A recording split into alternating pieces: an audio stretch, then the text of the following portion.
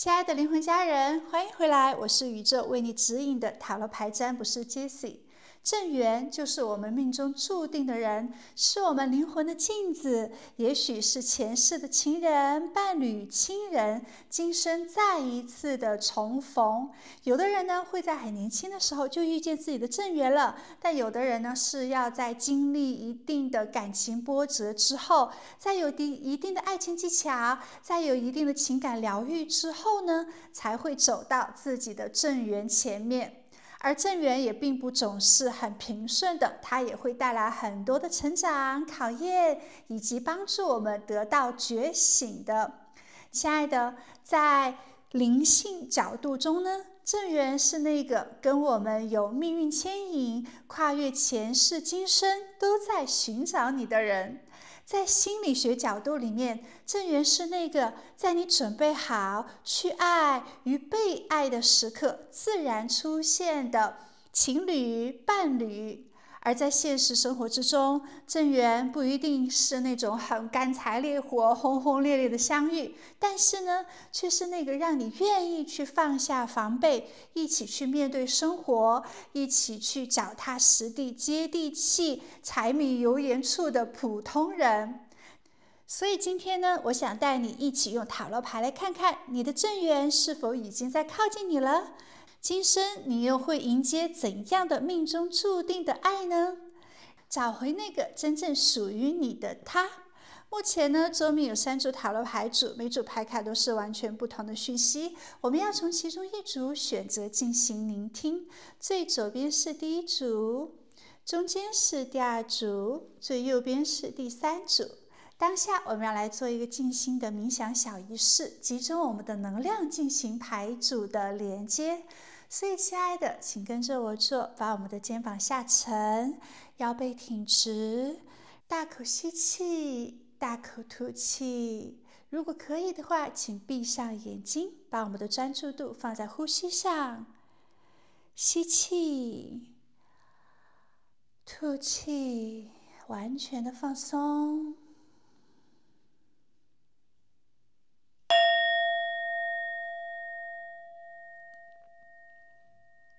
然后我们在心中默念：亲爱的宇宙，请给我关于我正缘的讯息，感谢你的祝福、指引与安排，凡事发生必有利于我。询问完之后，睁开眼睛，看到的那张牌卡就是宇宙要给你的讯息。公屏打出来，我是幸福的，我是丰盛的，接收美好的正缘，我必将收获美满的一生。留言好之后，视频下方的信息栏有对应的每组牌卡的时间，点进去就可以聆听老师为你做的占卜了。记得多多的在视频下方留言，每个视频下方呢都留言感恩宇宙，我会幸福等等的字样，就可以提升我们更多的一些幸运吸收视频的能量哦。好，那现在你留言好了吗？你选择好了吗？我开始为你做占卜咯。亲爱的，我们现在就来开启你跟正缘的讯息。那么首先呢，还有可能你和自己的正缘是一见钟情，第一次见面的时候呢，就留下非常好的印象，对对方都有很多正向的一些肯定。你们之间的缘分呢，是建立在积极的心理跟自我价值的提升上面的。不管过去你经历了怎样，这个人呢会像是一面镜子一样，照见你最美好的那一面，让你真正的开始欣赏自己，说出我值得被爱。这段感情不会让你有讨好啊，或者是委屈自己的这种状态。你不用变得更瘦，或者是更完美，或者是更有钱、更聪明才配得上他。你就是你，他就爱你最真实、最坦诚的样子。在他面前呢，你可以说你想说的话，做你想做的事情。你越是真实坦诚，他越是很喜欢你。他不是因为你的外貌，因为你的金钱、事业、文凭，或者是家庭条件等等的这些外在的东西喜欢上你的。他喜欢上你的就是你这个人，你的善良，你的可爱，有时候笨笨的，有时候呆呆的，也有可能有时候比较老成老派，又有时候有比较幼稚的那一部分。他就是因为你这个人的特质性格而喜欢上你，两个人在一起呢，有一种非常强烈的同步吸引的磁场。我们这边呢也出现了水晶这张牌卡，可以看到你们之间是有很强的能量互通的，可能在灵性的成长，或者是在一些精神层面，或者是在某一种感知的方式上，你们会很容易去理解彼此，甚至不需要太多的语言沟通，就可以感受到对方的一些情绪啊、心情啊、状态。你们就像是那种好像天线对准了的两个人，当你内在能量稳定的时候，他就会被你吸引。你们也有可能会一起去感受冥想课、疗愈场所，或者是去沟通一些关于灵性啊、星座啊、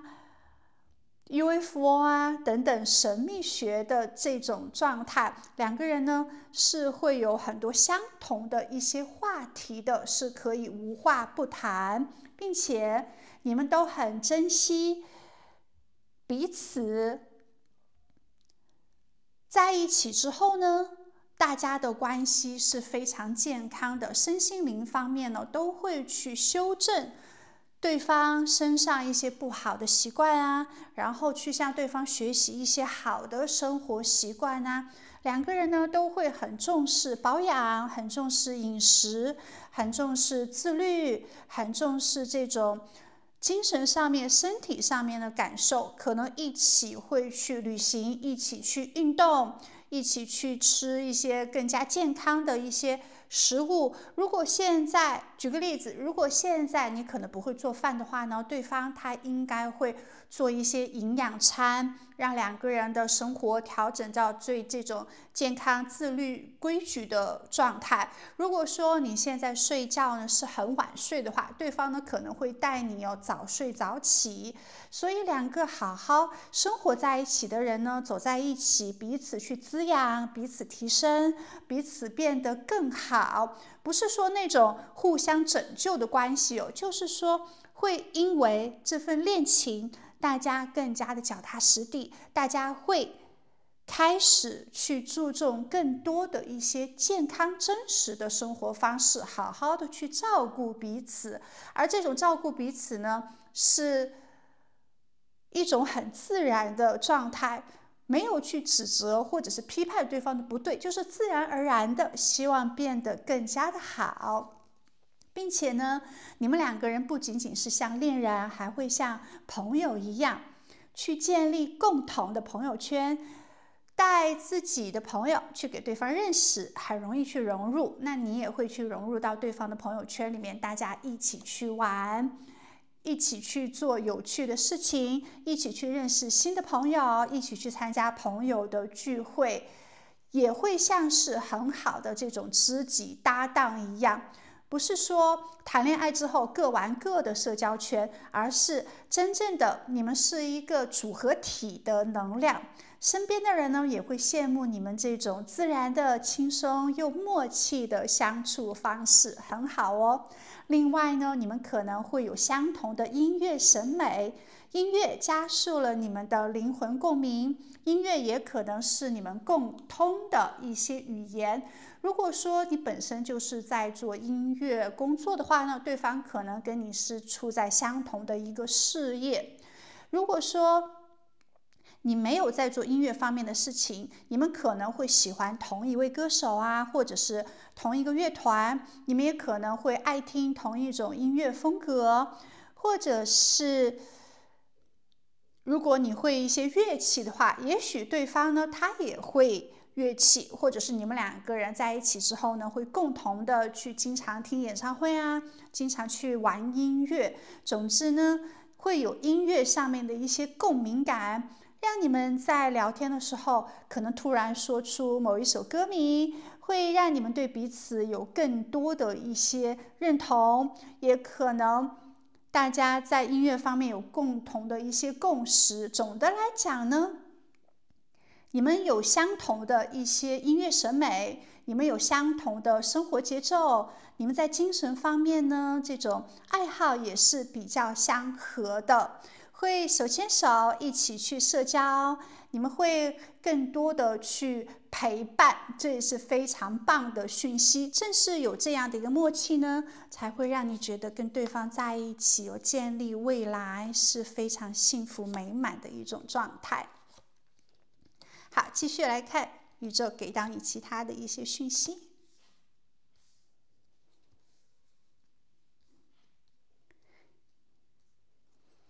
好，你们有很好的合作团结的一种能量，像是搭档队友在一起，不仅是谈恋爱，还可以做很多的一些事情哦。大家可以就是分工明确啊，大家可以一个唱黑脸，一个唱白脸啊。如果说一起做饭做家务的话呢，也不会分你我，就是很自然的，你煮饭他洗碗，很自然的可能你整理柜子他就去擦地，或者是你们一起去做旅行计划的时候呢，一个人就是做攻略啦，一个人就是订票订房间啦，或者是在金钱使用上面呢，没有特意的说 AA 制，但是就是会，比如说他出房租，那么可能你就会去购买食物用品，就是非常的这种默契，很懂你，不用解释太多，一个眼神就知道你想干嘛。也有可能一起去做项目，一起去写东西，一起去开一些小副业，未来甚至有可能一起创业。就两个人不光是感情上面的甜言蜜语，而是可以一起去行动的，而是有很好的一个配合感。你们也不是因为金钱而在一起的，也不是说好像很有钱才会让你们开心。没钱的时候呢，我们就自己在家里面做饭，我们就可以自己在家里面煮火锅。那有钱了就去大吃一顿，就可以吃山珍海味。没钱的话呢，那我们就衣服少买一些，我们少去坐飞机旅行，但是我们可以短途的旅行。总之呢，大家在金钱上面都不会斤斤计较的，谁多付一点啦，谁少付一点都是没有所谓的。只要两个人充满爱的能量，那么有钱没钱都是不重要的，最重要的是大家有上进心，愿意去勤奋，愿意去共同的创造未来，那么脚踏实地的慢慢去储存金钱。如果你们是20、23岁的话，那也不会要求对方就要有房有车，但是看到这个人是潜力股，他是因为这份爱呢，愿意为了这个家，愿意为了对方，愿意给予对方好的这种安全感而去努力的这种，有这种品质就很好了。所以很可能你们在认识的时候，也许他刚换工作，也许他的收入还不是稳定，也许他可能还在学习，也许他可能还在参加一些培训班，还在找工作，也有可能他正在去转换跑道。或者你们刚开始的时候都不是有钱人，但大家并没有去在意这些，你们会一起去记账啦，你们会一起去做预算啦，你们会一起去省吃俭用存这种生活或者是旅行的基金啊。但是呢，知道通过自己不断的努力，年龄的增长就是会越来越有金钱的。那么对于未来呢，充满着希望，充满着规划就好了。这本来就是人生的这种生活状态嘛。所以这种心态呢，也让你们两个人愿意一起去接地气、生活化的创造未来。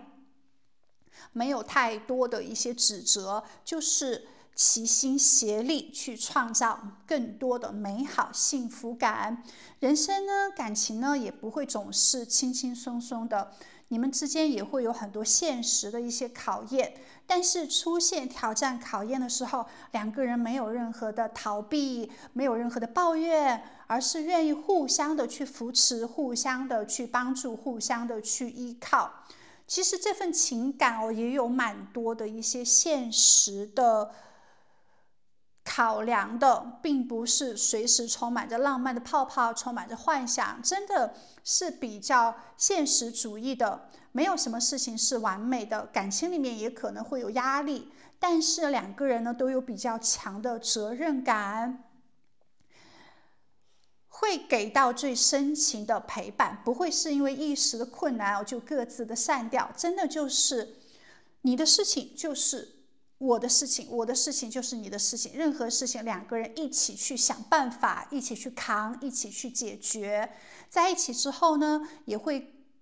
更少的去用你或者是我这样的词语，更多的是说我们应该怎么样去做，我们应该怎么样去解决这些问题。所以这不是童话爱情，而是大家一起去解决问题最深情的那一种现实陪伴。女祭司这张牌卡呢，也可以看到你们很可以在灵魂上面达到一个深度的连接，就是你不用说出口，我就知道你怎么了，这样的一个感觉。好消息是你跟自己的正缘是灵魂伴侣，你们有可能有相似的一些童年记忆，你们也有可能有相似的一些心灵成长，你们也有可能有相同的一些梦想或者是爱好，所以他欣赏的是你灵魂的样子，所以你们两个人很容易达到这种信任、忠诚、默契的状态。这段关系呢，也会让你越来越认识自己，认识自我，知道自己想要什么，知道自己不想要什么，然后有一种我找到了那个愿意走进我心里面的人，这种满足感，一切都是刚刚好的。总之呢，你们之间也会有一些心灵感应。当你想对方的时候，刚好他会给你来信息。今天你心情很好，那么刚好对方呢，他可能也正完成了某一个项目，做某一件事情得到了很好的肯定或者是成就，或者是总之有一点命运共同体这方面的能量，这也是蛮好的哟。你们之间的这种沟通呢，也没有太多的一些障碍，聊天不会无聊，反而是越聊就是越通畅。你愿意倾听对方一些独特的想法，而对方呢，也愿意去在他自己纠结的时候去询问一下你的意见。两个人在一起呢，什么事情都是讲开、讲透、讲明白的，而且两个人在一起也是两个头脑了，所以会共同的去做一些选择更加智慧的一个方向，两个人会变得更加的聪明，1+1大于2。你教会他如何去表达感受，他教会你怎么样去理性的做分析。你们甚至呢会一起看书啊，一起看纪录片啊，一起听博客啊，然后去帮助对方更加的智慧。所以这份感情不仅仅是内心的激动，也有精神上面的智慧共鸣。好，恋人这张牌卡呢，就是纯粹的以爱而爱，非常的真诚。你们相爱不是因为对方满足了什么标准，而是我就是爱这个人，他爱你，包括你的一举一动，你说话的方式，你看世界的眼神，你的梦想。你爱他不是他有多优秀，而是跟你在一起的时候呢，你自己更加的自在，更加的完整，更加的美好。这段感情呢，会让你感受得到安心、自然跟心甘情愿，不会最刚开始的时候就去设想你们要去结婚啊，你们要去开花结果啊，你们要去建立家庭啊，就没有太多的这种目标感，真的就是享受这份爱的过程，享受当下，反而每天呢是开开心心的，最后会建立在一起生活的这种实地感。你们会像队友一样一起去解决问题，也会像朋友一样一起聊，一起玩乐。真的不是靠这种物质来支撑你们的情感，真的是靠信任、靠爱撑起整个未来的。遇到生活中的压力呢，也不会去推开对方，而是说我们一起来克服。这份感情是可以沟通，是可以争论，是可以成长，是可以分享的。在一起呢，会建立非常舒服的情感状态，非常棒哦。好，那么到底什么时间、什么地点会相遇呢？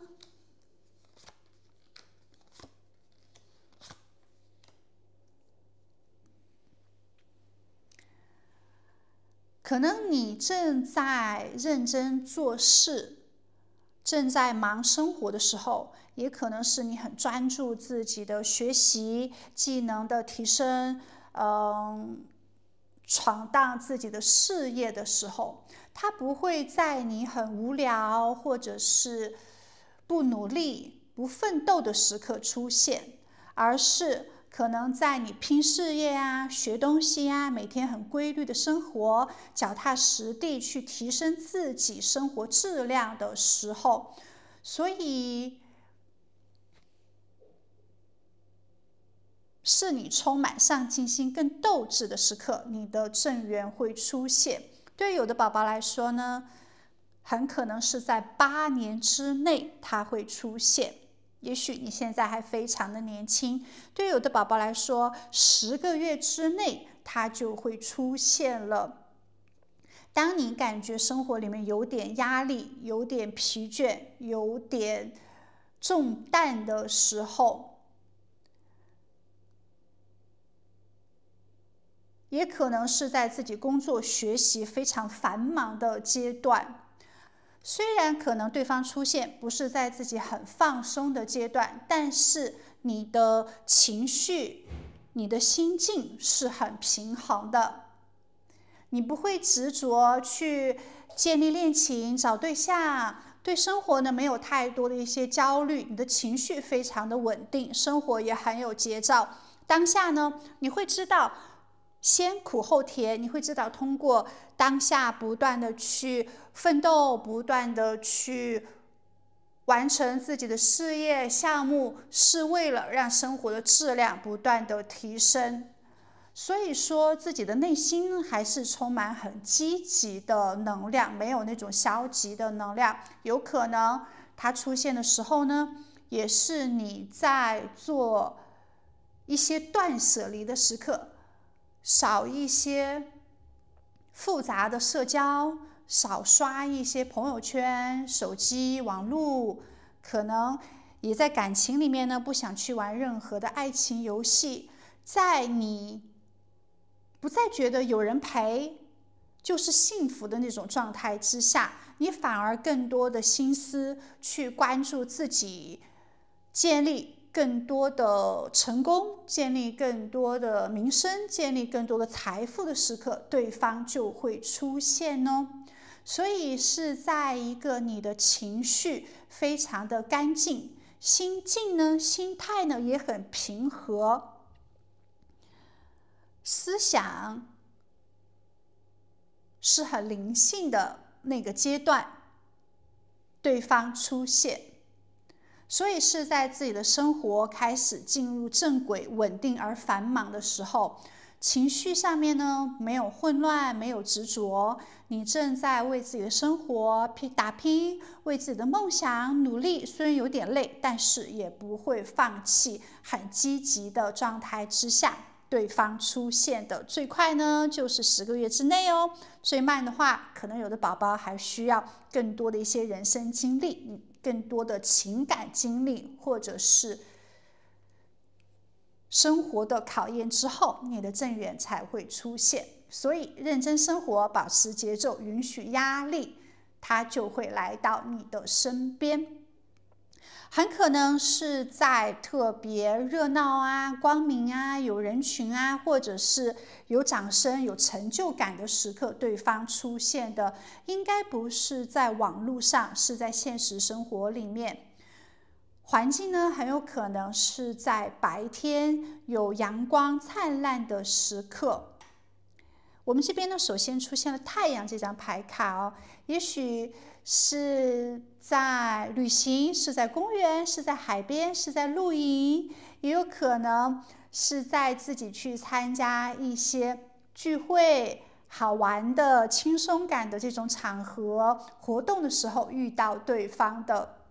权杖6呢，代表着成功，代表着认可的场合。可能当时你正在发光，对方看到了你身上闪耀的那些点，所以有可能是在比赛获奖的时候啊，或者是完成一个项目之后的这种庆功会啊，也有可能是其中一个人在演讲、在主持、在发布作品，或者是参加表演、比赛、社团活动的时候认识到的，也有可能是在一些派对、工作聚会、展览开幕、课程、毕业典礼，也有可能是朋友带你去认识的，然后朋友说这是一个很棒的人，这个人是很阳光、很灿烂、很健康的，也有可能是在那些有点光环的介绍场合彼此认识的。他第一次见到你的时候就很欣赏你了，你的那种谈吐、你的自信打动了他的心。权杖国王呢，可以看到你的正缘，他很有可能是一个有自信、有主见的人。这个人呢，也许有一定的领导气场。这个人呢，也许是比你年纪更大一些，或者是更加成熟稳重的。也有可能他是团队的负责人，或者是经理，或者是老师、教练、讲师，也有可能是某个活动的主持人、主讲人。那所以你们相遇的时候呢，应该是在一个你状态很好，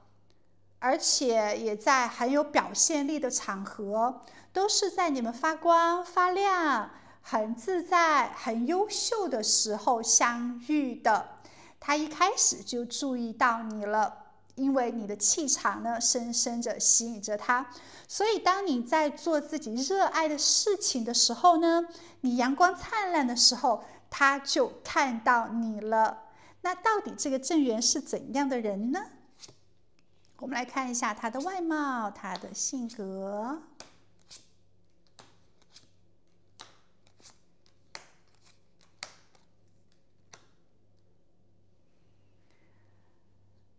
正缘他其实是一个大家都很喜欢的那种正派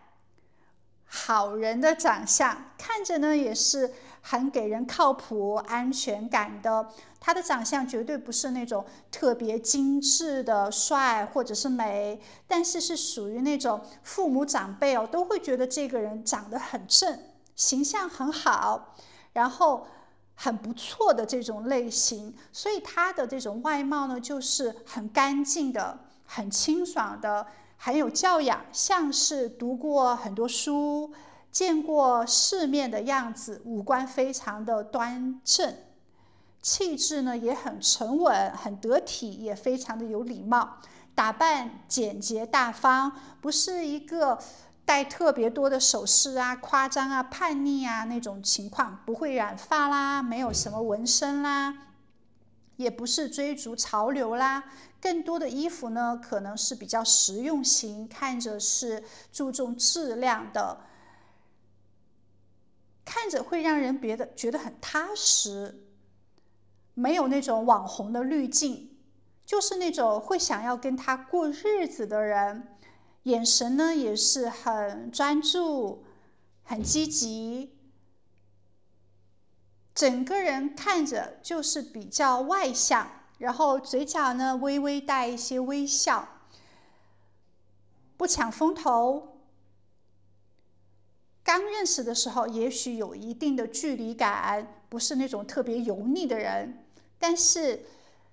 跟他熟悉了之后呢，就会知道这个人呢很懂得体贴照顾人，内心是比较细腻的，是善良的、温暖的。所以他的外表是那种很阳光大气的，他的内在呢也是那种很深情、很值得信任的。这个人的身材呢，其实也非常的结实，有力量感，可能看着是有比较好的基因，或者是有这种运动的习惯。身上呢是有一些肌肉的，但是是比较纤细的那种肌肉。总之呢，他不是那种很瘦弱的类型，也不是纸片人，不会很瘦，不会很胖。看着骨架呢稍微比较大一些，也许肩膀是比较宽的，手臂有一些线条，走路呢也是稳稳当当的，有一点分量。如果是女生的话呢，应该不会是那种很娇弱瘦小的类型，个子呢应该是标准的身高，甚至标准身高偏高一些，身上呢也是有一点肉肉的，总之看起来非常的健康。也可能他属于那种很实在型的男生或者是女生，可能他也并不是追求那种到健身房去锻炼身材的人，但是他会注重经常走路啊，可能有时候去登登山啊，有时候约朋友去打球啊，感觉也是一个生活很健康的人，所以他的身材看起来呢也是非常的好。女生有可能屁股也是稍微偏大一些的，总之他的那种形象外貌就是爸爸妈妈都很喜欢的那一种，看起来非常的可靠，看起来很舒服，而且越看越喜欢的类型。而他的性格呢，其实蛮好的，这个人是很有理想的，是很有上进心的，不满足于现状，不是很懒惰的人。他是有一定的事业野心的，但这种野心呢是脚踏实地一步一步去实现，不是充满着幻想，他也不是那种躺平的人，对未来呢是有自己很清晰的一些想法的，也很想在今生有限的生命时光之中呢实现一定的价值跟意义。他可能喜欢旅行啊，喜欢去拓展自己的视野啊，关注一些多元文化的一些东西，不会是很安于眼前的这种小日子，还是有大的一些世界观跟格局的。他也会鼓励自己的恋人跟他一起去成长，不断的去开阔，这是属于一个成长型的恋人，不是那种贪图稳定的保守派。想法不会特别的这种传统固执，对很多事情呢都还是充满好奇之心的，也是有冒险精神，对很多新鲜的事物啊感兴趣呀，愿意去尝试体验啊，愿意去学习呀，愿意不断的去刷新自我。你跟他在一起呢，其实也不会无聊，他总是会有一些新的想法，会有一些新的 idea， 新的一些话题，他也很愿意主动的去联系你，带你去一些你没去过的地方，带你去感受一些新的体验，也愿意给到你很好的一些情绪，很好的一些动力，会激励你身上的一些正能量，也会激励你身上的更多的一些斗志啊，或者是冒险精神。他是一个热血并且有好奇心的小太阳型的人格。这个人呢，也是很体面，很有风度，喜欢有成就感，自尊心稍微比较高，喜欢赢胜利这样的一个状态，希望自己被看到，希望自己被认可，很在意自己的一些表现，很希望呢周围的朋友是尊重他的，是信任他的。他并不是那种特别好胜的那种性格，他希望自己做事情可以做得很好，但是不愿意去炫耀自己的成就。当然这种自信呢带着一点小骄傲，但是不会特别的自我。跟他在一起你会觉得他蛮有力量的，而且身边认可他为人处事的人也是比较多的，大家对他的印象都还蛮好，他也比较直接。虽然他很聪明，有一定的心机，但是他不会去过多的隐藏自己，去欺骗啦，或者是去诱惑他人，这是他不喜欢做的事情。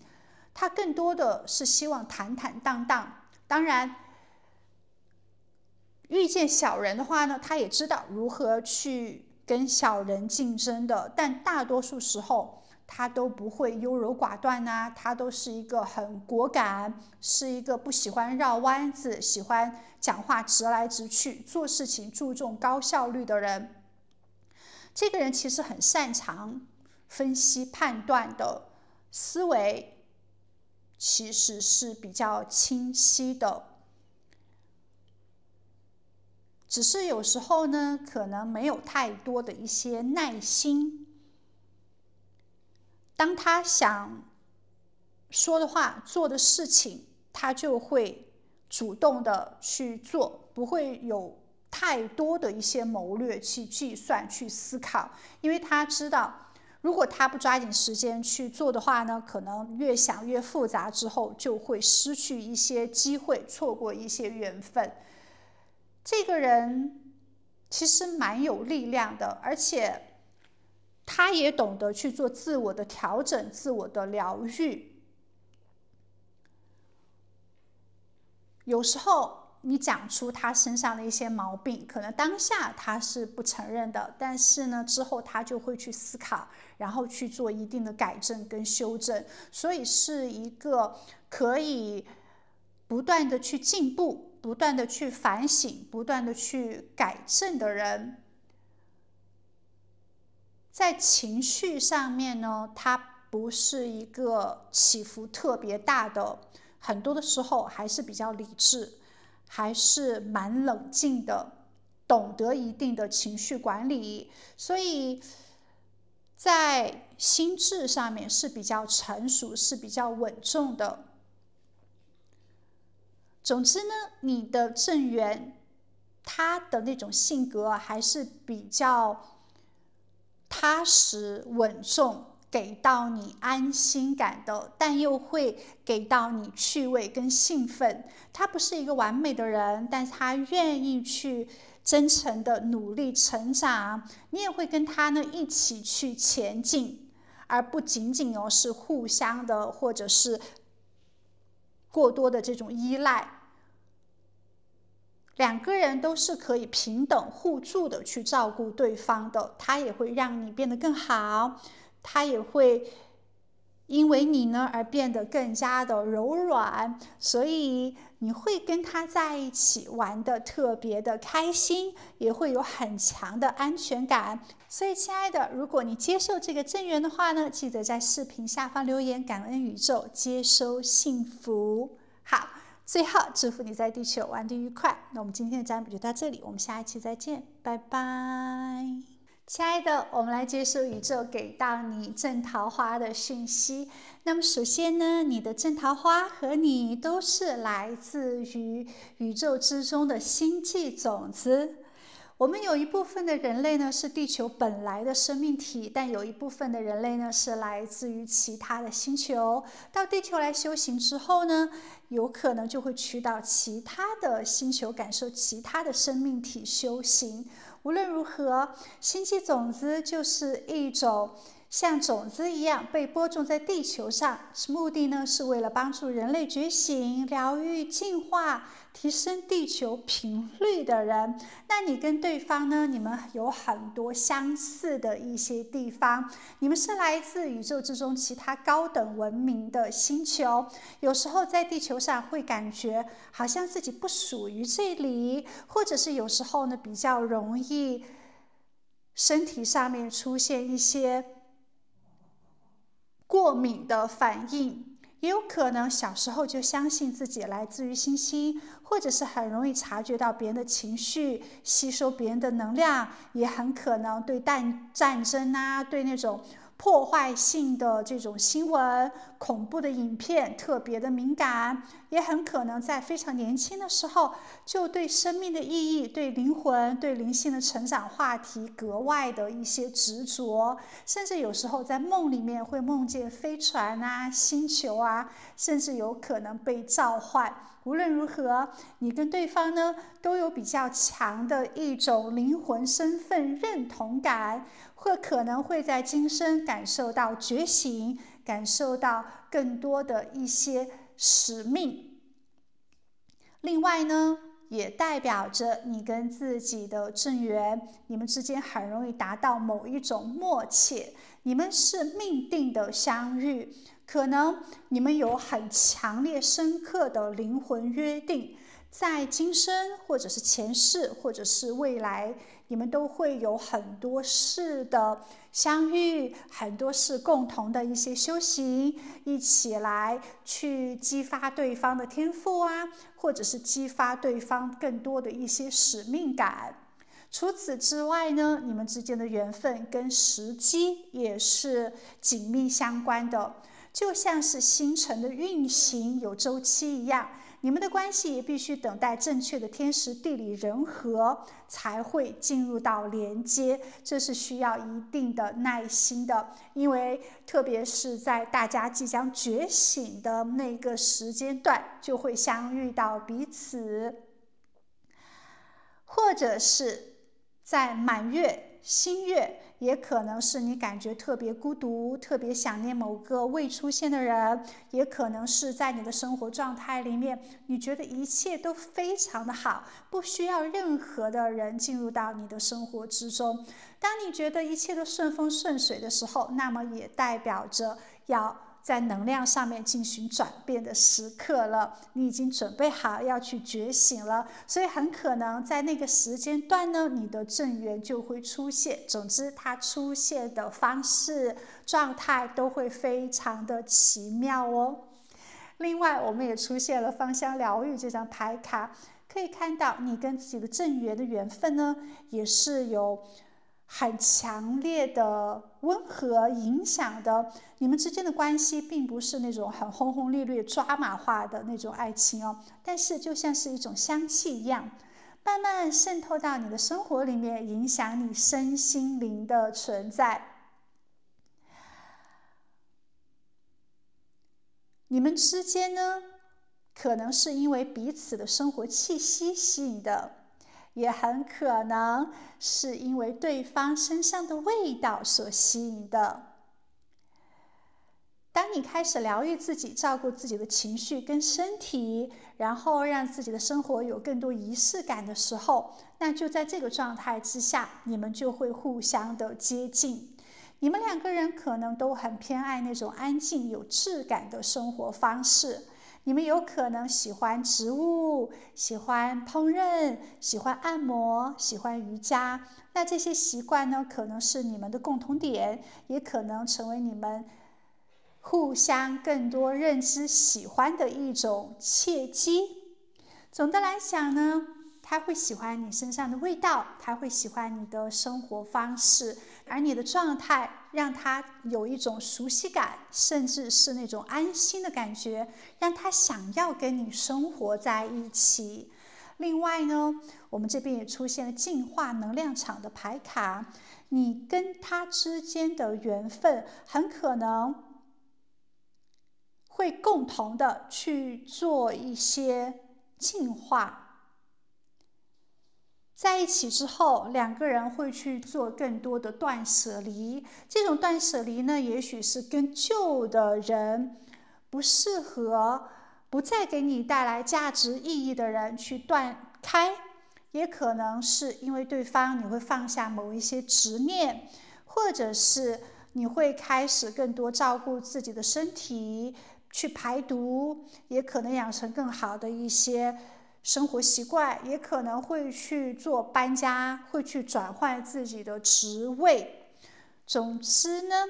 跟对方在一起之后，可能会放下一些消极的能量，或者是一些恐惧的、茫然的、害怕的这种情绪，会更加的正能量，会更加的积极，在自己的情绪啊、心理状态上面得到一个好的调整，也可能是在现实生活之中会减少一些麻烦，减少一些混乱，对自我有更多的一些认知，对未来有更加清晰的一些规划，这是非常好的讯息。还有就是一种 be still， 坚持安分下来，两个人在感情里面都会特别的这种踏实跟安心，绝对不会因为产生矛盾啦，或者是现实的一些挑战阻碍啦，让你们两个人分开。你们爱得非常的深刻，而且大家都非常的专一，就是即使出现争吵都会留下来跟你一起去讨论，或者是等你发完脾气，等大家都不再生气了，那么去好好的沟通。你们在一起的这种感觉呢，也是很安心、很安静、很内敛的真爱，不焦虑，不患得患失，真实的、坦诚的一起去经历生活中的油盐酱醋，一起去感受最简单但是非常深刻、很有力量的温度。大家在一起就是细水流长的，没有任何的心思想法想要离开彼此，不会去任何的逃避。这份爱呢是很执着的哟，而且大家呢也是会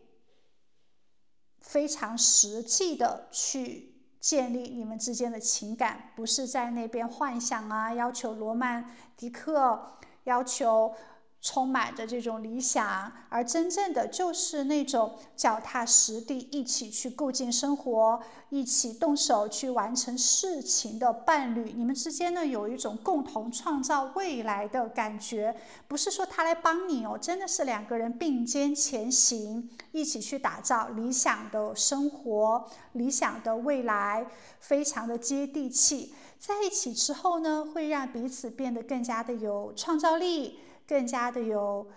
生产力，更加的有生活中的动力。不是因为爱情才活下去，而是因为这段关系让你们活得更加的丰盛。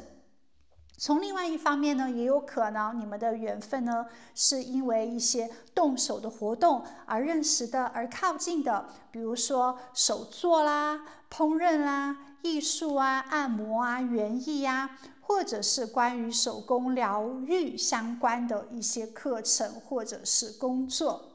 所以总的来讲呢，你们的关系就是开始于星辰的注定，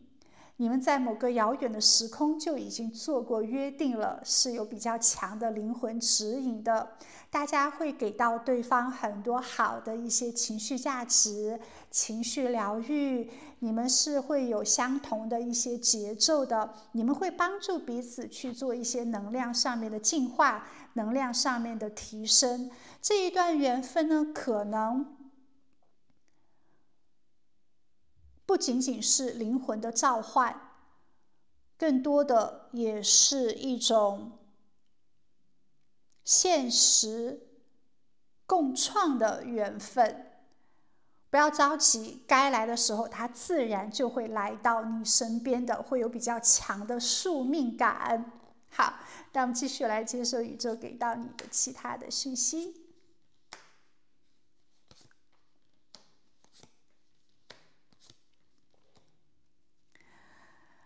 首先，你们两个人可能不是一见钟情，可能不是外貌协会，大家因为对方好看啊而喜欢上对方的，也不是因为对方好像经济条件特别的好，好像很浪漫而喜欢上对方的。你们之间呢，很可能是因为理智的选择。当大家都很想要建立家庭，很想要稳定感情的时候，才会相遇。那个时候呢，可能会以结婚为目的的情感连接开始，或者是以想要踏实跟伴侣生活在一起的状态而建立开始的情感关系，所以并不是这种浪漫的热恋，建立在这种互相欣赏，然后看重彼此价值观的基础上的。因为呢，我们首先出现了权杖2这张牌卡，这个代表着规划未来，所以在感情上面你们不会出现混乱啊，而是经过了一些成熟的思考权衡之后，认定了彼此，建立非常认真的情感关系。可能是在一定的年纪，或者是一定的感情经验，或者是在自己在感情里面不茫然，很知道自己要什么样，适合什么样的恋人，适合建立怎样的一个情感关系的时候，对方会出现。另外呢，这张牌卡可能也表现一种异地恋、远距离、跨文化，或者是在现实之中呢是有一定的距离的，就是你们两个人在恋情发展之前，也许会做一定的选择，倒不要进入到这段关系，对方是不是很合适、很合拍的人，两个人能不能一起去构建未来，两个人能不能生活在一起。所以你们的爱情呢，从一开始就带着一定的规划性，这是比较强的这种成熟，不会去玩爱情游戏，不需要任何短暂的一些激情，就是充满着负责任、很认真的一种态度，是比较谨慎的。一旦决定要走下去之后，觉得这个人合拍之后，你们的感情发展其实是非常迅速的。两个人呢，在诚实坦诚的沟通之后，很熟悉认识彼此之后，非常迅速的确定关系，展开互动，然后开始共同的生活，一起合作，一起旅行等等，会进入到这种很现实层面的连接。你们之间呢，没有太多复杂混乱的节奏，也不会互相的去猜疑，也没有任何的拖泥带水，沟通是非常顺畅的，就是觉得这就是自己很合拍的人，这就是对的人，那么没有什么好犹豫的。两个人在这份感情里面都其实蛮主动的，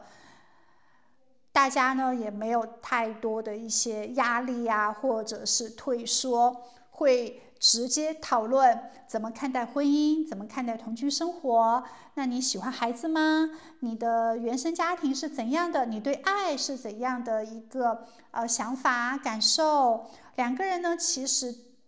感情是处着一种现实的速度去建立的。没有任何的一些冲动，也不会过于的被动，其实特别的好哦。所以在这个建立的过程里面呢，当然进展很快，但不会总是顺风顺水的，也有挑战的时刻，也有一些障碍，也可能身边也有人会说质疑，你们那么快就在一起了吗？就确定了吗？当然也有可能一些年纪的差距啊，或者距离上面的一些差距啊。但很好的是呢，即使有一些感情包袱，即使有一些阻碍呢，两个人都是有勇气去坚持、去维护、去克服这些困难的。这也是一段让你们都成长的爱情。你们会脚踏实地的去经营爱情，去保护彼此，然后坚定的牵着对方的手，一起去面对这些困难。感情之中呢，大家其实是非常平和的，很少出现吵架、争论，即使意见不同，大家都可以很理智的去沟通。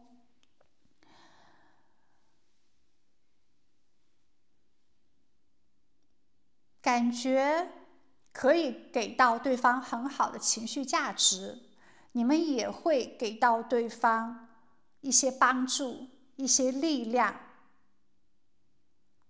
当你心情不好的时候，他会体贴照顾你的情绪，愿意倾听你的倾诉，然后帮助你去调整情绪。当他情绪不好的时候，你也会去询问，你也会给到足够的一些关怀。大家在这份情感建立里面呢，其实都有很多的一些感情技巧，并且也是一种顺其自然、细水流长的状态。可能在沟通上面呢，是非常舒服自在的。当他想一个人静一静的时候，他会直接的告诉你，现在呢，他需要一段时间好好的静一下。你会很理解他，你也会很尊重他，不会去胡思乱想，不会去有任何不信任的这种状态。所以两个人在一起是有一种一起过渡、一起承担、一起分享、一起成长，那一起去解决问题的这种情况的，是很成熟的一种氛围，不是盲目的激情，真的是那种充满着公平、充满着尊重、充满着责任的关系。你们的关系不是那种我为你牺牲，或者是你要讨好我，你要追求我，你要宠我的那种情况，没有特别的这种性别之分啊，或者是没有任何不平衡的情况，而是共同去打理生活的这种搭档关系。在情绪上面可以互相的支持，互相的理解。那在现实生活里面，大家也是非常接地气的。比如说在经济情况上面，不是说每个人都 AA 制。AA 制呢，其实只是一个形式哦，就是谁有钱谁多用一些，谁有钱谁少一些，工资的话呢就少用一些。但是呢，大家都是会在生活之中有支出有分工的。比如说钱多的话呢，可能就承担生活里面需要大支出的地方；钱少的话呢，可能就支出食品啊，购买一些这些小东西的地方。总之呢，大家都是很分工合作、很井井有条的，并且也会重视彼此的平等跟独立。不是说一个人在挣钱，另外一个人享受的关系，就真的是那种共同承担的伴侣模式。这顿饭他请，下一顿饭呢，另外一个人也会请，因为自己的这种经济状态去给到大家是很平等的关系，所以你们之间的这种信任度呢，也是会不断的加深的。你们的这份感情呢，不仅仅是靠那种激情啊、浪漫，就是那种彼此信守承诺，共建未来，一起去创造未来，一起去理财，一起去消费，一起去讨论，一起去决定，也互相理解对方的这种界限。甚至说就是在经济上面，在家务的安排上面，大家都非常的这种分工明确，不是特别需要就是1比1，1分钱在那边算了，没有任何的这种斤斤计较，但是都愿意在这种现实层面上面来说呢，一起来维系，一起负责任，还有可能会一起去买房，一起去签贷款合同，一起去计划退休账户的这样的一个关系，非常的信任彼此的，就是过日子嘛，特别的好。我们这边呢也出现了魔鬼这张牌卡，当然也会有一定的欲望啦，当然也会有一定的控制啦，可能会有一些想霸占对方啦，有容易吃醋啦、嫉妒啊，一些占有欲啦，但没有关系哦，两个人呢是会共同去面对彼此的这种阴暗面的，会慢慢去放下控制。你越是给到对方自由的话呢，对方反而越紧密的跟你踏实的在一起。大家也会在这份感情里面，可以这样说，在生活上面在社交上面，大家非常的理智，但是在肉体上面其实是很合拍，是很有激情，是很性感，是充满肉欲的。在对方面前会表现自己最暗黑或者是最诱惑的那一面，所以这份感情是非常强烈的，而自己最邪恶、最感性的那一面只展现在他的面前。亲爱的，这份感情呢，真的不是因为心动而开始的，但是是一种我愿意跟你一起建立一座房子，种一棵树，养一只狗，一起为人生努力，也一起吃晚饭的这样的一种感情剧情。大家有柴米油盐，也有情绪默契，有规则，有空间，也有深度的共鸣，是成熟的爱情，是那种我想跟你搭伙过日子，共度一生的决定。所以是非常好的正桃花。那到底是在什么时间相遇呢？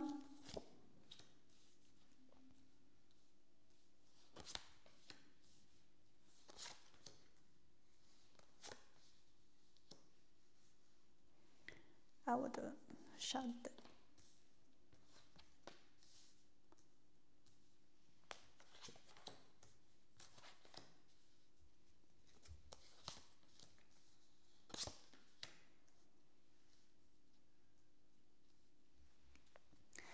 好的，当你放下防备，在感情里面愿意更多的开放，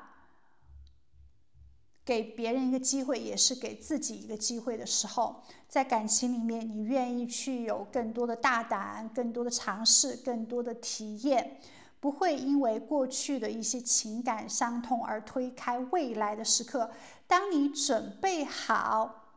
身心灵已经完全恢复到愿意再去谈情说爱，愿意再看看这个世界的时候，对方就会出现。当你不再去过度享受单身的这种舒适圈的时候，可能在你的生活是比较独立比较自我满足，还是很舒服的状态，你会觉得很享受这种单身。但是如果有个人可以一起生活，一起分享酸甜苦辣的话呢，那其实是蛮好的。所以当你愿意向外张望，去寻求连接的时刻呢，对方出现了。所以之前你有一种我自己一个人也可以很好的状态，但是到了一个时间点，你愿意共享自己的美好的时候，那它会出现。对于有的宝宝来说，可能是在2个月之内，对方就会出现。当下你的状态呢，就是蛮好的，你愿意锦上添花了。对于有的宝宝来说呢，可能还需要更多的一些时间哦，有可能还需要上年份。也许有的朋友是年纪特别轻的，你会在9年之内。也许你现在可能只有17、18岁，你需要在9年之内才会遇见自己的正缘。在遇见他之前呢，你还需要其他的一些情感经历，还需要遇到一些骗桃花，或者是遇到一些错过的缘分，才能在对的时机、对的状态之下遇见自己的正缘，然后修成正果。没有关系哦，一定要信任宇宙，一定是在可以建立同居生活，可以在感情里面有足够的技巧的时候才会遇见他。那也可能当下呢，他也有一定的情感课题，他也需要去提升自己的技巧，提升自己，或者是去还一些情感的业力之后，在感情里面更加的干净透彻的时候，你们才能相遇。另外呢，宇宙也告诉你哦，在一种有比较强的灵魂契约，你和自己的正缘相遇在一种非常自然、非常流动的方式。也可能是在夏天相遇的，你开始愿意去更多的参加朋友聚会啊、线下活动啊、参加一些课程啊、沙龙啊，真正的愿意跟别人真心交流，而不仅仅是那种好像礼貌寒暄的状态之下，就会开启情感的种子。而相遇的地方呢，有可能有的宝宝是在一个充满熟悉感、带有回忆氛围的地方，比如说在自己的家乡，在老朋友聚会，在一些同学聚会，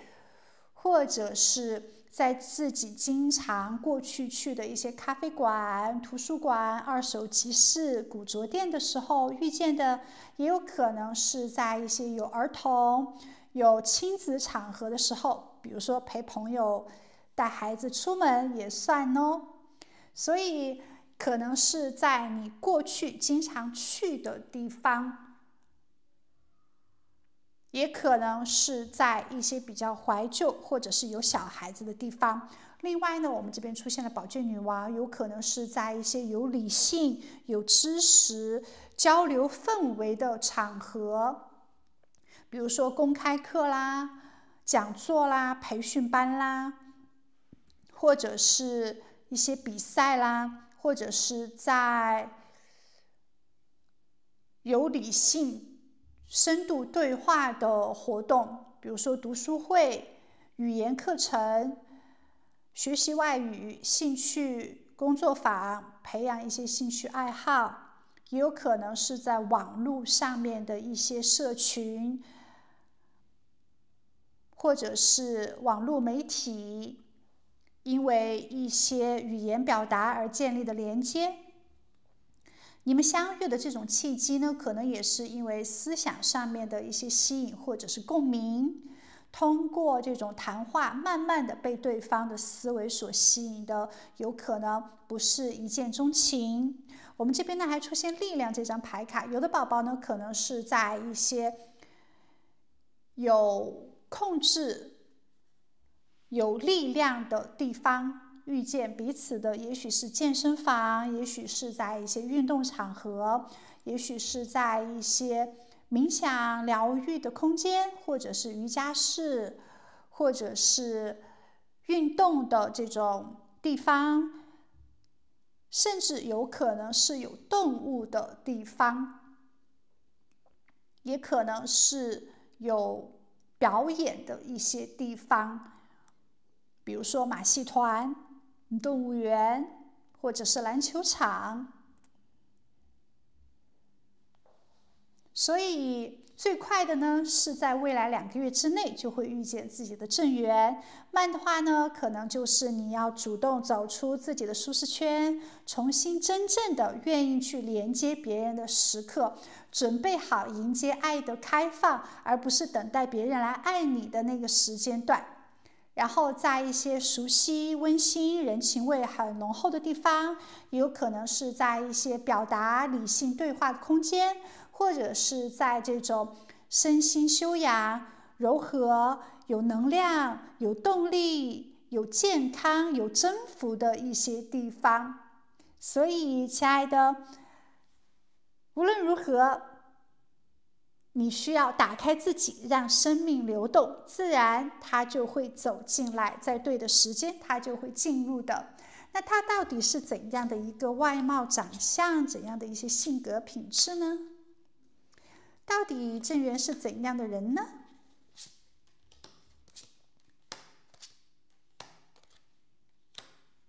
我们来看一下你们的性格的品质是同频呢，还是说互补啊？首先，星星牌卡代表这个人特别的清新脱俗，有一种很明亮、很温柔的外貌气质。他可能属于那种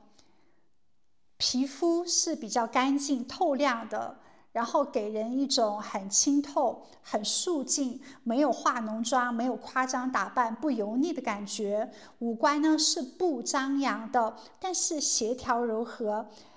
笑起来是比较温柔的，眼睛里带着灵气，有可能眼皮是内双或者是单眼皮，然后眼神呢是比较纯净的，容易让人感觉得到很安心。身材呢又是那种比较修长或者是很匀称、很苗条的身材，不会是那种很厚重，不会是那种很胖或者是特别瘦的状态。穿衣服呢，自然有一点文艺感，喜欢白色啊、淡蓝色啊、米色啊、粉色啊、蓝色啊这些柔和的色调。也很可能他有比较强的艺术家气质，在别人眼中呢是那种低调不张扬，但是又有一点神秘感，又有一点不食人间烟火的状态，可能感觉他是那种被爸爸妈妈养得很好，或者是自己的内心里面呢是有很多浪漫气质的人。有时候呢可能有一点孤独气质，有一点忧郁或者是安静的气场，在人群里面不吵不闹，可能认识他的时候，他都属于那种比较很内敛、内向、安静的状态，不是一个特别喜欢夸夸其谈、表现自我的人。整体呢，给人一种不抢风头、很克制的气质。衣着打扮上面呢，也不浮夸，没有特别的这种时尚潮流，感觉是一个很实在、很健康的人，气质蛮好的，而且有一定的品味，有一定的审美力，不追求浮夸。手指呢应该是比较好看的，这种修剪干净的指甲呀，戴着那种很简单的这种戒指。男生的话呢，整个人也是看着非常干干净净的，特别的稳重、踏实、可靠。可能他不是那种第一次感觉见到他就好，很帅、很漂亮、心跳加速的状态，但是这个人呢，他就是会给别人带来一种信任感、一种安全感，看着也是很正直、很舒服的，很自然，不做作，没有太多的一些刻意，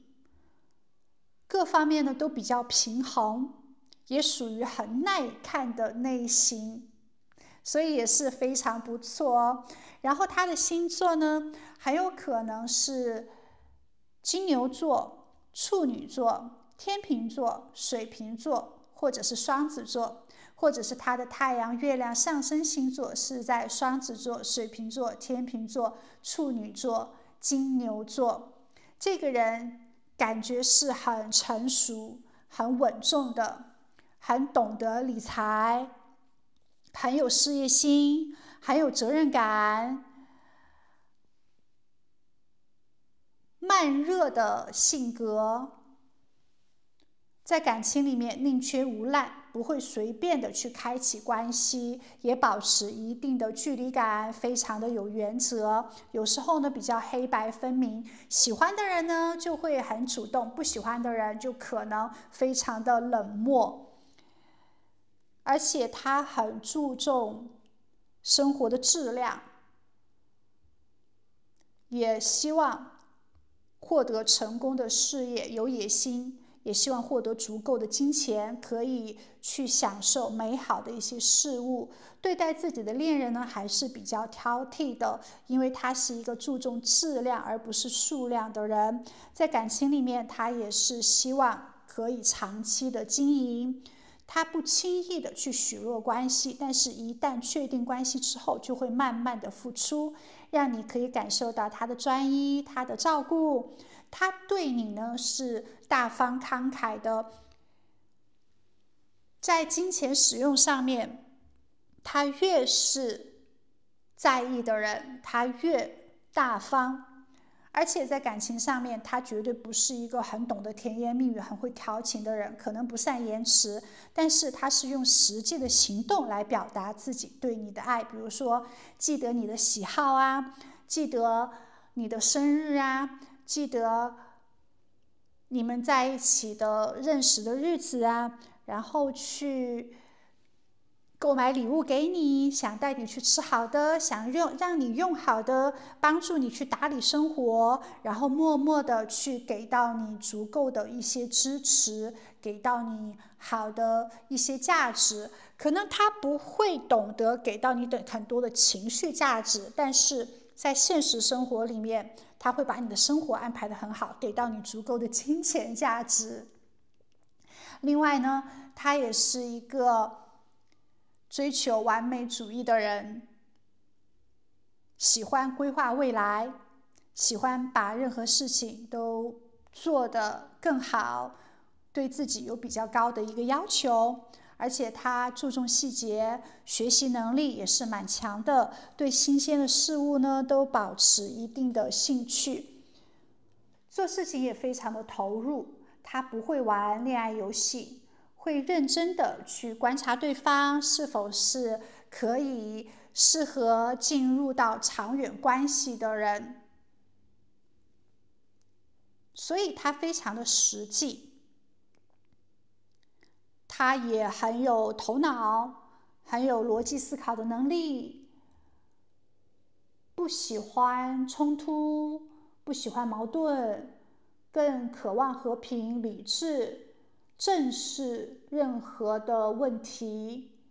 出现问题就去解决问题，在那边发脾气啊、闹情绪，其实没有任何的一些价值，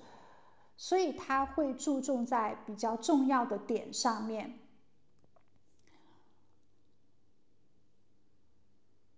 在感情里面也不会去逃避，一旦做出决定之后呢，就会坚定专注。这个人理性、精明，有比较强的思考能力，而且他也很独立，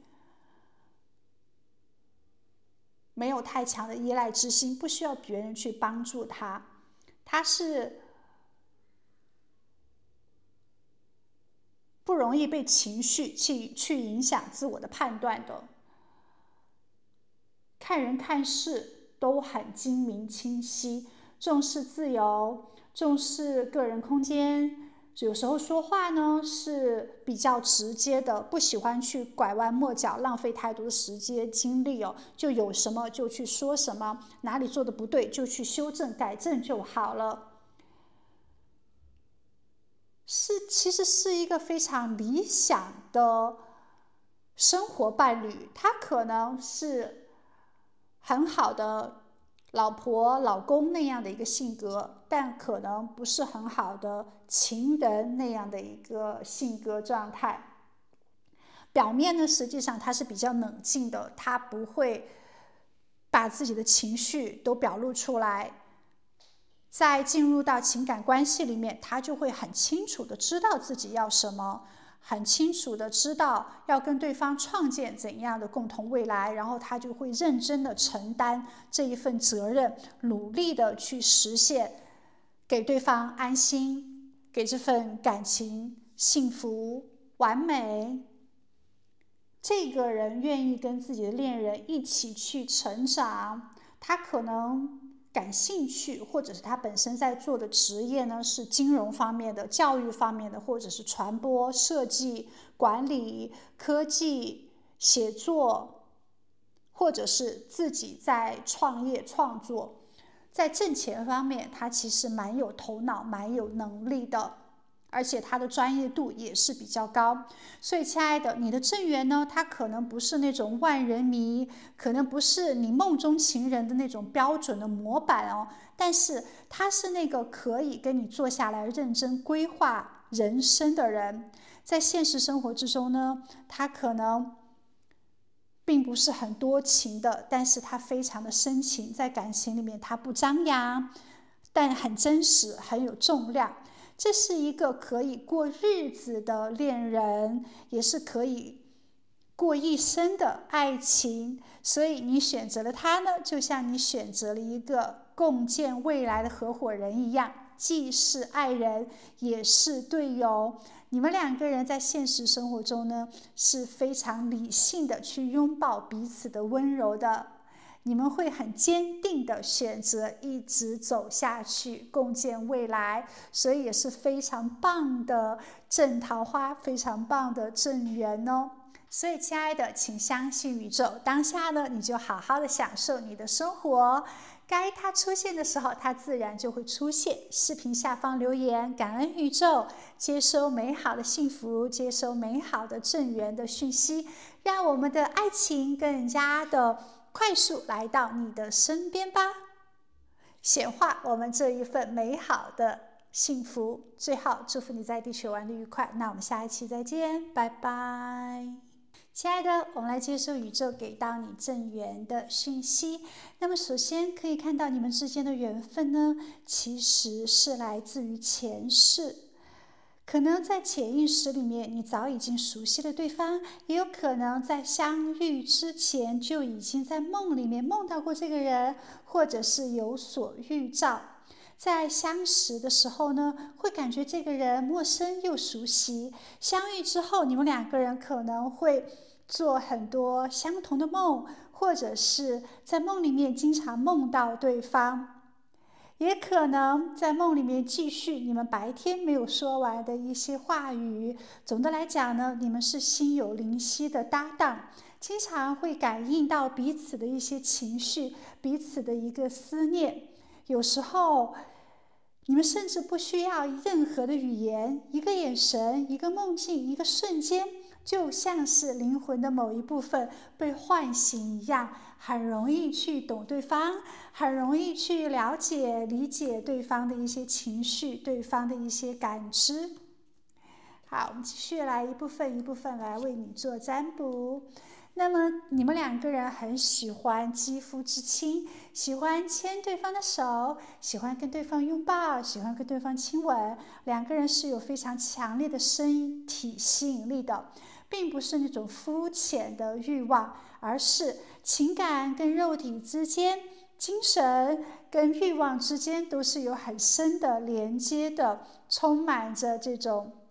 干柴烈火。灵魂层面上面的融合是有共同的共振方式的，不是单纯的肉体交换哦，更是彼此之间最真实的存在感与归属感。它能让你感受到真正的放松，敞开自己的身体跟自己的心，让你愿意更加的一些性感撩人。而你们在亲密的接触之中呢，是有很强烈的回应的，可以激发你的感官，那么你也可以让他对于你有非常多的一些痴迷，在性爱这一部分是可以达到非常棒的愉悦感受，这是别人给予不了的。所以彼此呢都会很欣赏，充满着吸引力。另外呢，你们之间的缘分哦，也是两个人都很喜欢小动物，对毛小孩有特别的爱。在你们相遇的过程之中，或者是交往之中呢，会一起去照顾宠物啊，可能会去宠物咖啡厅啊，也可能自己呢会去养动物。你们在一起的日子呢，是更多的陪伴、照顾，然后从简单的日常生活之中感到很多的爱，一起给猫狗洗澡啊，或者是陪流浪动物去就医呀，或者是看对方的时候呢，感觉有很多的宠爱，有很多的温柔。正缘呢，并不是那种轰轰烈烈的，而是有你在，我就觉得很安心。你们两个人的生活呢，也是有很多的这种沉浸式的体验感的。在生活之中呢，也会建立相同的一些节奏。你们可能喜欢看相同的一些电影，一些类型的电视剧。两个人会经常宅在家里面，喝杯可乐啊，喝点小酒啊，吃点爆米花啊，看电影、电视剧、追剧啊。你们喜欢这种互动？两个人呢，只要是坐在沙发上一起追剧，就感觉非常的幸福了。这种踏实呢，是一种很接地气的，然后一起去分享彼此喜欢的一些电影啊、角色啊、音乐啊、故事啊，两个人呢也会有很多共同的探讨，两个人呢会有很多说不完的一些话语哦，有很多的兴趣爱好，比如说会什么事情都聊，聊电影，聊动物，聊人生，聊八卦，还有就是可以聊情感。你们有很多体验情绪的流动，你们在共享之中更多的了解彼此，而且大家可能很喜欢艺术，很喜欢一起唱歌，一起听音乐，也有可能相同的音乐品味，也可能对方的声音呢会让你觉得很好听，会让你觉得很安心。他也鼓励你去表达内在，不要去压抑，你喜欢跟他说话，你们之间呢有一种声音的治愈感。在这份爱情里面，这也代表你们可以彼此做灵魂的听众，给到一定的回声。你们不只是生活上的搭档，也是彼此灵魂的合声者，有兴趣相通，有灵魂契合，有节奏同步的恋人组合。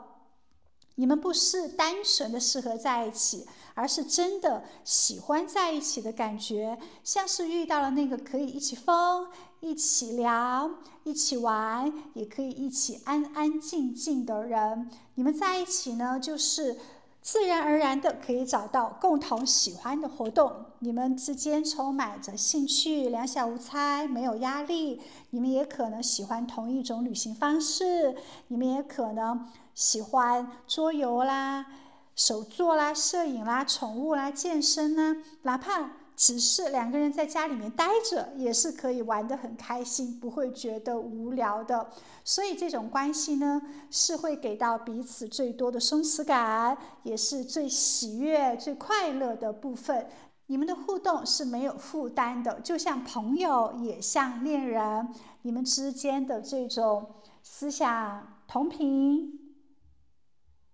没有需要刻意的去经营，总是有话聊，有时一个眼神呢就会明白在想什么，非常的有默契。所以这种节奏同步的感情呢，是可以安静的时候大家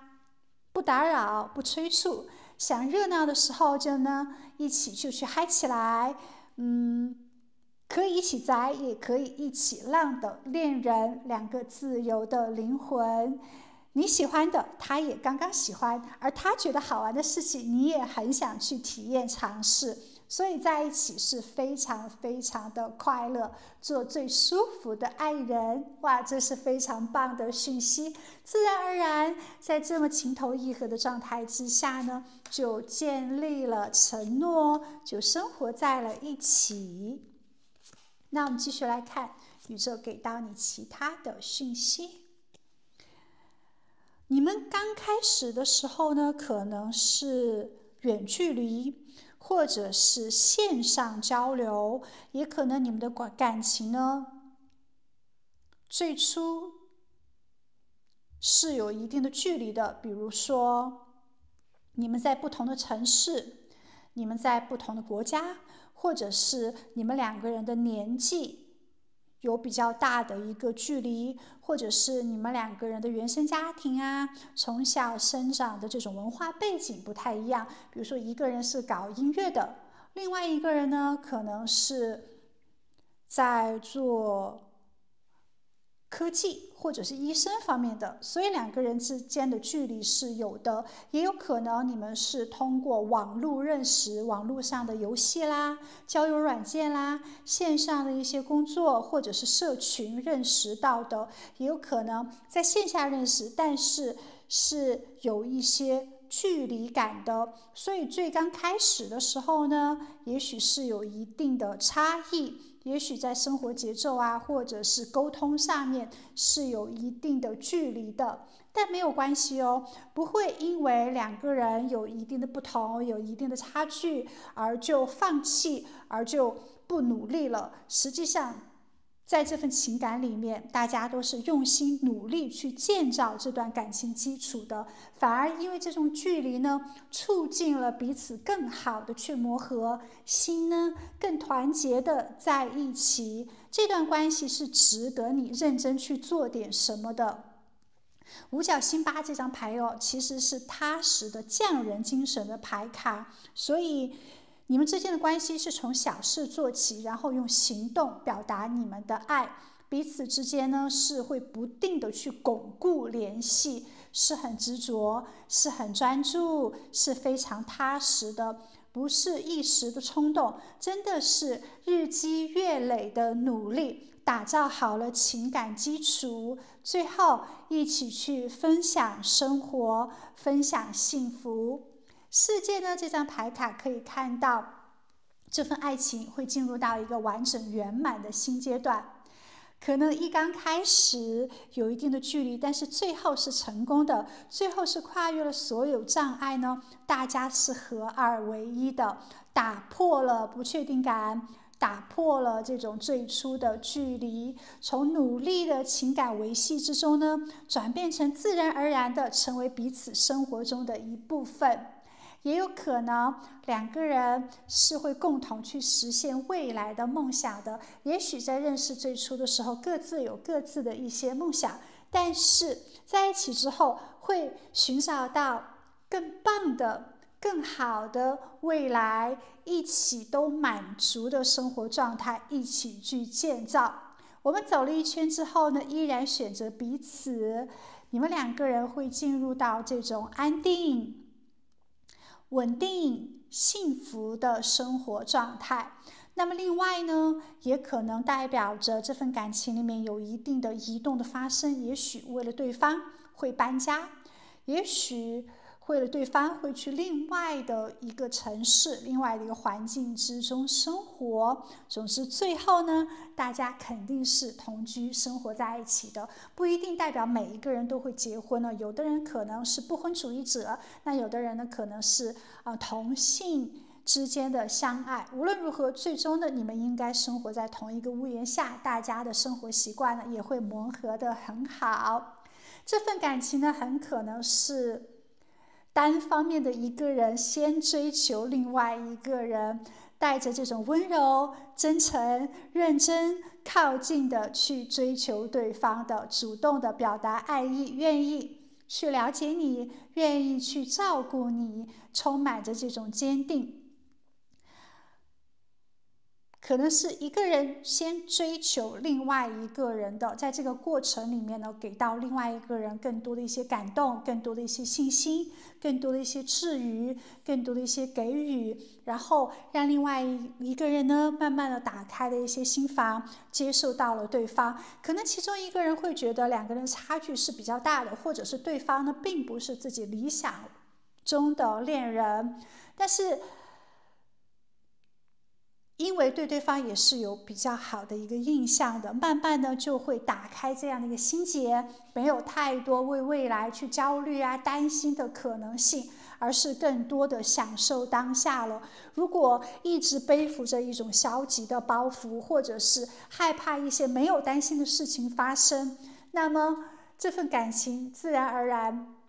就会错过。但好在其中一个人非常的坚持，另外一个人呢也是愿意慢慢的不去看过往，不去担心未来，没有太多的恐惧，慢慢的放下这种消极，而变得更加的正向了。在更多的接触之后呢，这份感情彼此都不会有任何的一些逃避，愿意一起去面对，愿意一起去修复。无论你们之间有怎么样的一些情感障碍，最后都是会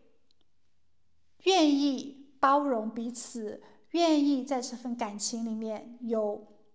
更多的价值给予，更多的疗愈，然后大家都会爱得非常的坚定，非常的现实。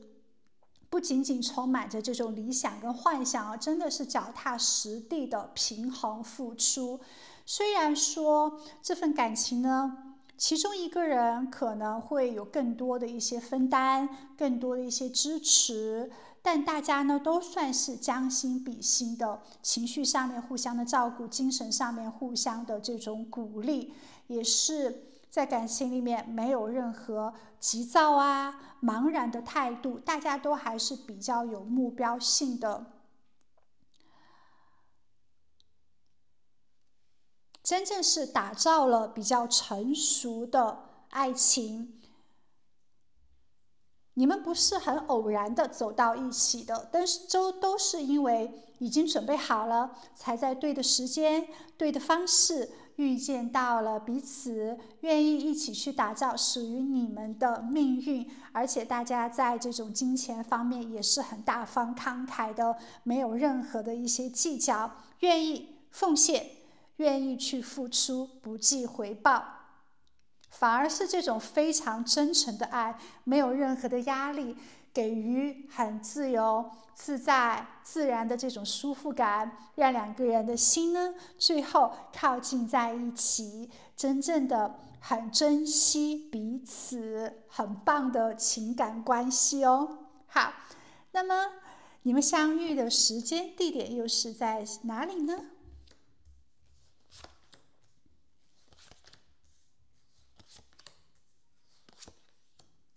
一部分一部分的来为你做占卜。相遇的时候呢，应该是在内心非常平静，然后生活也是比较稳定，有一定的质量，没有特别多的欲望的时候，就是无欲无求的情况之下，很享受宇宙的安排。那自己呢，也不急于脱单，也不急于谈恋爱，就是不争不抢，等待一切事情自然的发生。它没有发生呢，就代表还没到好的时机。那发生的事情呢，一定是有意义、有价值的。所以心态是比较平静，情绪呢也是很平淡、很舒服的，一切都是顺其自然。不是那种心情特别的好，也不是那种很低落，想法呢都还算是比较正向积极的。在这样的一种状态之下，相遇到了彼此。对有的宝宝来说，可能当下你已经接近这种心态了，很可能在6个月之内就会遇见自己的正缘。那对于有的宝宝来说呢，可能是你们之间会有一种很淡然的吸引，可能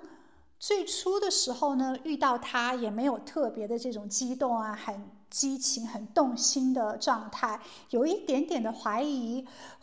自己跟对方能不能进入到长期的恋情之中，或者是怀疑这个人是不是真心的呢？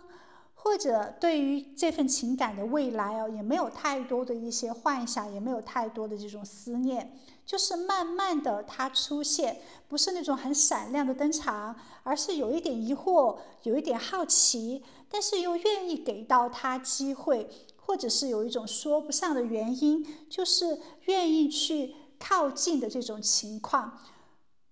在这份感情里面，最初呢，可能还是会有一些茫然，但是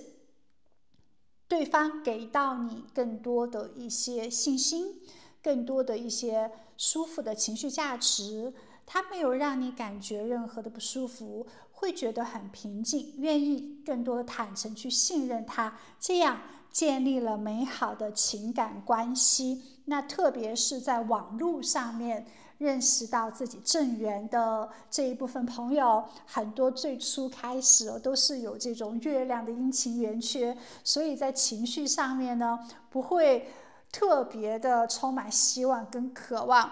但好在呢，你保持着一个开放的心情，平静的一个心态，没有关系，就联系看一看吧，就尝试聊一聊吧。最刚开始呢，不是充满很激烈、很动的这种能量的，相对来说是比较平静、安静的。你们之间的这种联系行动呢，也是比较缓慢的，也可能是你在没有特别想要去社交、认识朋友、认识新人的这个阶段，反而是把更多的注意力放在自己的生活上面、自己的学习上面，或者是自己的事业上面，然后对很多事情都特别的佛系，不拒绝，但也不追求，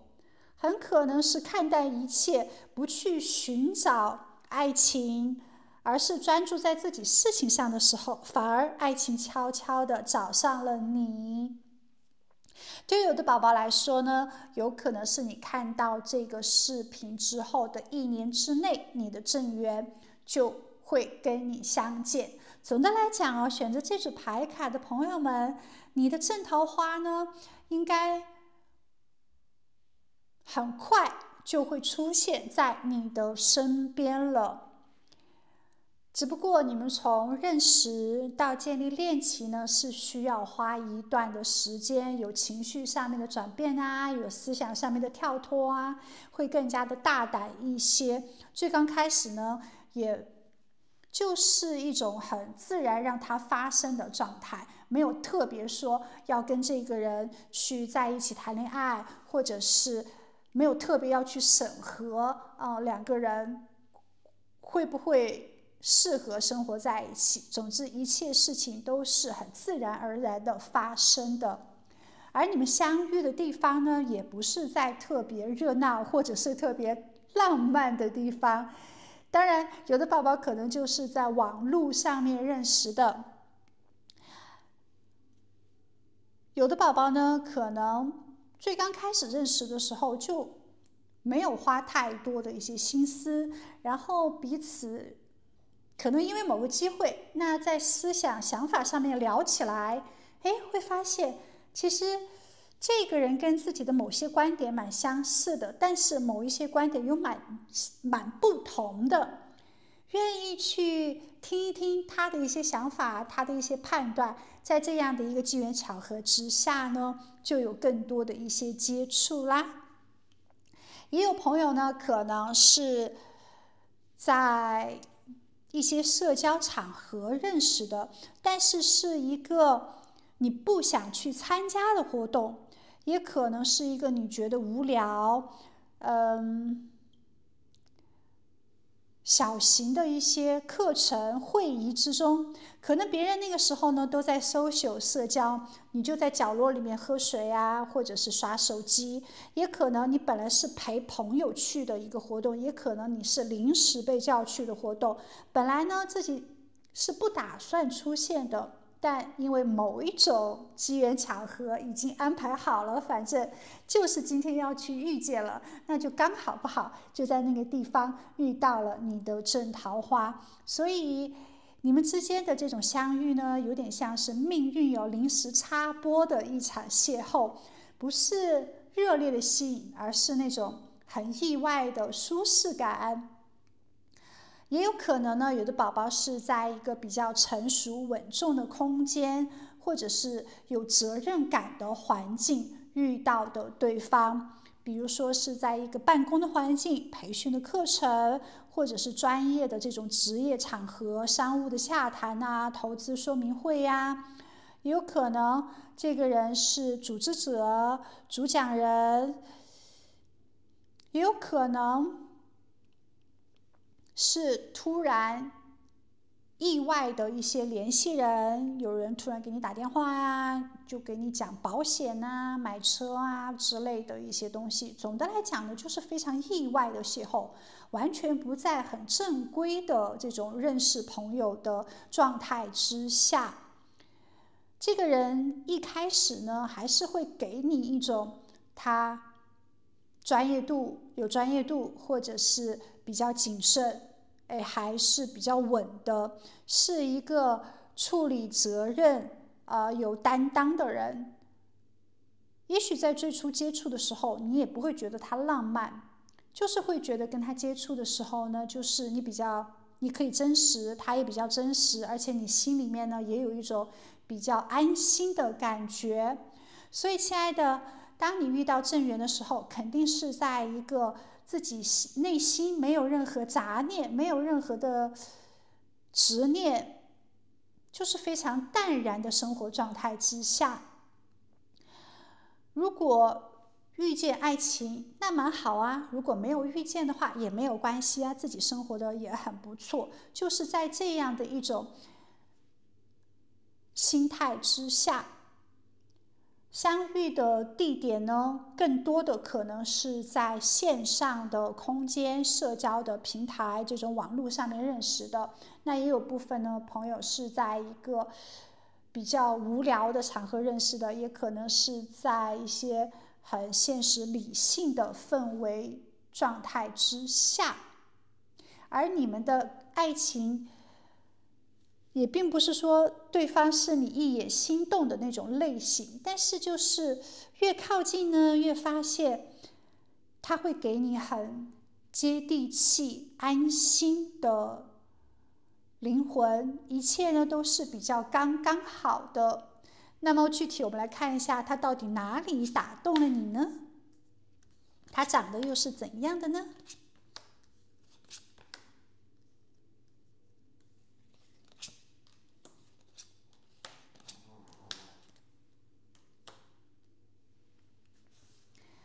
这个人，他可能是属于那种漫不经心、慢条斯理的样子，是比较安静内敛的外形气质的。他可能有一点艺术感，或者是他有一些复古风，也有可能他是一个极简主义者。他不是一个特别大众的人，他也喜欢追求那种小众的品味。而且它的辨识度蛮高的，它不是那种第一眼就很好看，但是属于那种长得还比较标致、比较耐看的形象，身材比例也是比较好的，看起来是很匀称的，看起来是非常健康有活力的。他很知道如何去打扮自己，他非常注重细节，干净的发型啦，然后合身的剪裁呀。衣服搭配的呢，也是它其实没有太多时尚的搭配，但是就是让人看着非常的舒服，身上的颜色很少，比较简约，不会超过3个颜色，有可能他喜欢那种异国风情的打扮，也有可能他是喜欢那种棉麻材质的衣服，中式的衣服。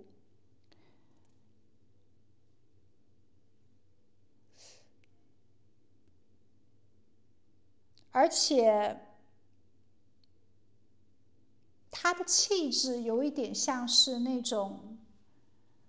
旅行者，他可能是一个特别喜欢旅行的人，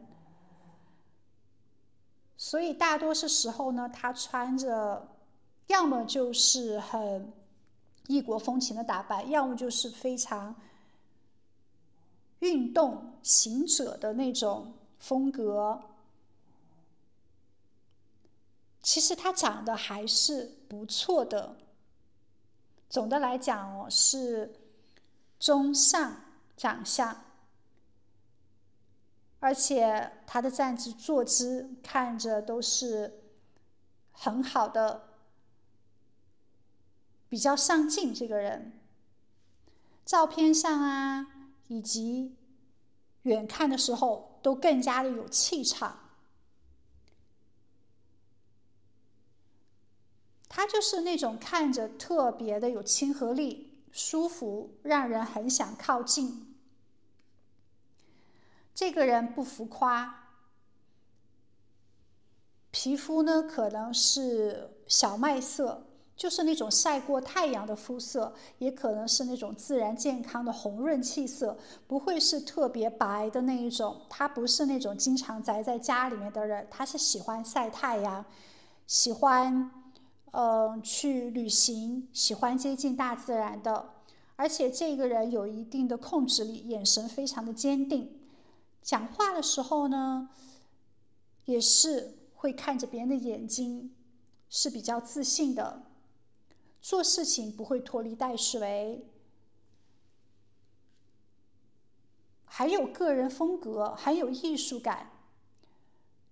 看着也是比较性感成熟的，有自我的这种能量场，有大的格局，可能是见过世面的，甚至有时候呢，感觉他有一定的国际感。对有的宝宝来说，这个人可能是外国人哦，因为我们这边已经出现了世界牌卡2张了，有可能如果你在国外读书生活的话，他很有可能就是外国人。如果你也有可能通过网络接触到外国人，或者是跟你的家乡文化差距还蛮大的。这个人看着非常的有质感，他不是那种靠颜值取胜的人，但是他的整体气质就会让人心动，很有型，存在感其实蛮高的。跟他接触之后呢，你就会觉得这个人其实蛮迷人，蛮有魅力的，看着有一定的绅士风度，看着是女生的话呢，就是比较优雅的。他的星座呢，有可能是巨蟹座、双鱼座、狮子座、水瓶座、天蝎座。也有可能他的太阳、月亮、上升星座是在狮子座、巨蟹座、双鱼座、天蝎座，水能量是蛮强的一个人，很注重自己的情绪感受，有点非黑即白。在感情里面，喜欢就是喜欢，不喜欢就是不喜欢，不去搞暧昧，也不会模糊这种情感界限的。在感情里，他也不会去讨好别人，也不会去随波逐流，有自己的节奏感，不愿意被强迫去社交，被强迫去谈恋爱，就真正的遇到自己有感觉的人，无论对方是怎样的一个长相啊，或者是怎样的一个经济物质条件啊，或者是年纪怎样，通通都不重要。对他来说，感觉是非常重要的。这个是很注重感觉跟心动的连接的，不会勉强接受任何的关系。就比如说没有感觉，你拿金钱砸他，他都是不会喜欢的，他宁愿单身也不委屈自己。在感情里面，一旦动心的话呢，就会主动的表达。另外，他成熟稳重，有领导力，清楚知道自己要什么，有担当，不会轻易的去承诺，但只要做出承诺了就负责到底。情绪上面呢，有时候是有比较大的一个波动的，但是有自己比较强的原则跟底线，自尊心也比较强，有点爱面子，喜欢被尊重，当然也会去尊重对方的一些界限，不愿意低声下气的去求爱或者是强求关系。他渴望那种对等的、成熟的、有深度的关系。骨子里面呢，其实是蛮浪漫的，但还好哦，我们这边出现了国王牌卡，那也代表着他是可以平衡调节的人。当你遇到他的时候呢，他应该也算是比较成熟了，经历过一定的爱情考验，或者是经历了，所以多多少少有一点情感的技巧，不会是一个傻白甜，不会是感情的白纸，不会特别的幼稚。在爱情里面呢，他也不喜欢那些小把戏啊、玩心机啊，他还是很追求那种信任感跟责任感的，希望遇到那种一起共建未来的稳重爱人，不希望感情里面太过于的理想或者是幻想化。他比较强的家庭观，是很孝顺的，对爸爸妈妈很好。那么自己恋人的爸爸妈妈呢，他也会一定的孝顺。他希望那种家人在一起，经常聚会、经常联系那种欢乐的氛围。在他很年轻的时候，他就希望建立比较大的家庭家族。对他来说，感情此生重要多过于金钱事业，家庭对他来说是第一重要的。在人际关系里面呢，他也不粘人，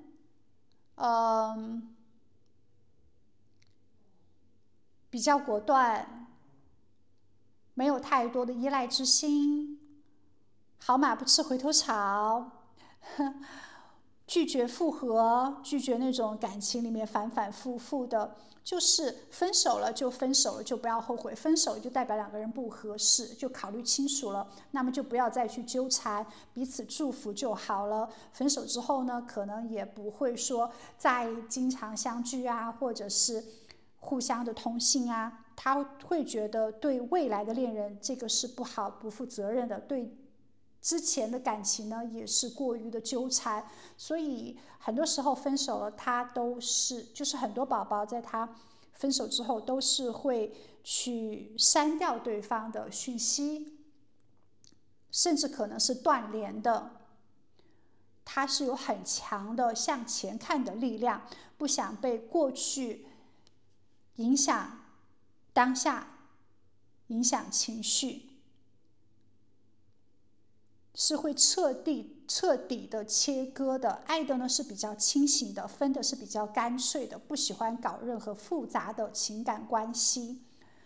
他重视在感情里面不要有任何的包袱，要干净，要完整，要有空间。在新恋情里面，他也不会去问对方过去的一些恋人，过去的一些情感状态。如果对方去问他的旧爱的话呢，他可能也会反感哦。这个人其实他比较内敛，他也懂得照顾别人的感受，他也有耐心，包容对方的这种不同性。爱情之中呢，渴望被对方崇拜啊，渴望被对方信任啊，需要认同感，所以当他做的好的事情，多多的表扬他；当他做的不好的事情呢，婉转的告诉他也是蛮好的，他会去做修正的。在爱情里面，他是很忠诚的，他是很稳定的，但他不喜欢吃醋，不喜欢在感情里面出现这种嫉妒，